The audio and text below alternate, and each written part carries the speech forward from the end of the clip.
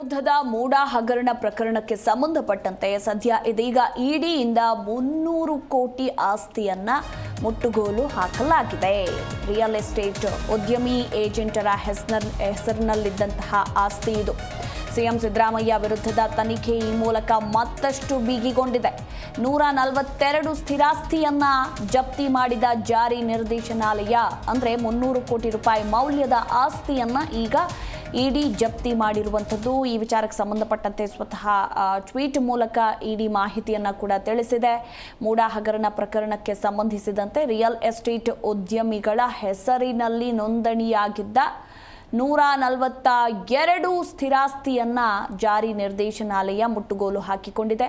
Real estate ಉದ್ಯಮಿಗಳು ಮತ್ತು ಏಜೆಂಟ್ಗಳ ಹೆಸರಿನಲ್ಲಿ ನೋಂದಾಯಿತ ಆಸ್ತಿಗಳ ಮೇಲೆ PMLA ಕಾಯ್ದೆಯಡಿ ಈ ಆಸ್ತಿಗಳನ್ನು ತಾತ್ಕಾಲಿಕವಾಗಿ ಜಪ್ತಿ ಮಾಡಲಾಗಿದೆ.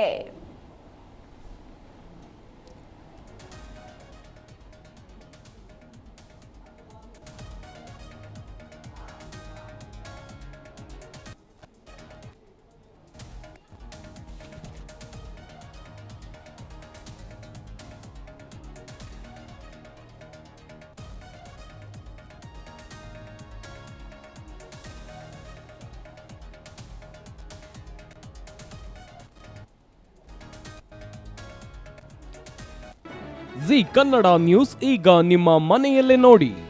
ಎಲ್ಲ ಕೇಬಲ್ಗಳಲ್ಲಿ ಈಗ ಲಭ್ಯ.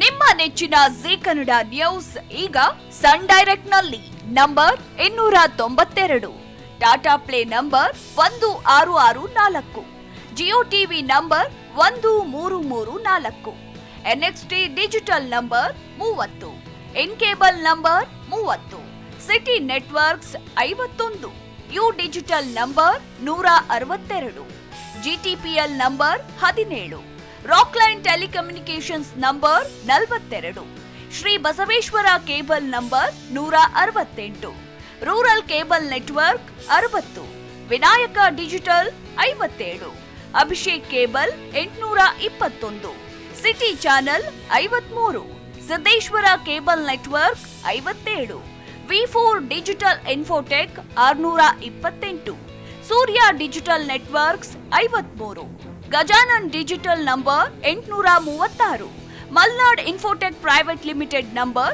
56, Metrocast number 830, victory digital number 167ರಲ್ಲಿ ನೋಡಿ ಆನಂದಿಸಿ.